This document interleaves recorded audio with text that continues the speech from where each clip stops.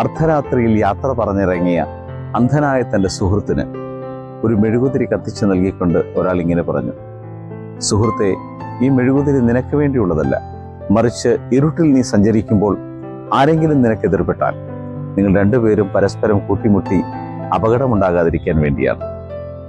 എന്നാൽ ഏറെ ദൂരം കഴിയും മുമ്പേ എതിരെ വന്ന ഒരാൾ ഇരുട്ടിൽ ഈ അന്ധനുമായി കൂട്ടിയിടിച്ച് രണ്ടുപേരും നിലത്തു വീണു.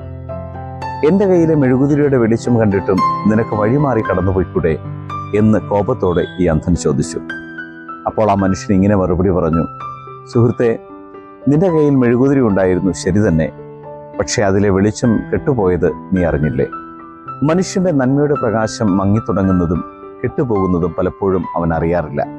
നമ്മിലുള്ള നന്മയുടെ കിരണങ്ങൾ എപ്പോഴും മറ്റുള്ളവർക്കാണ് വെളിച്ചമായി തീരുന്നത്. അതിൻ്റെ ശോഭ കെട്ടുപോകാതെ സൂക്ഷിക്കേണ്ടത് നമ്മുടെ ഉത്തരവാദിത്വമാണ്. സ്നേഹത്തിൻ്റെയും കരുണയുടെയും കരുതലിൻ്റെയും പ്രകാശം പരത്തുന്ന തെളിയിച്ച വിളക്കുകളായി ശോഭിക്കാൻ നമുക്കൊരുങ്ങാം. ശുഭദിനം.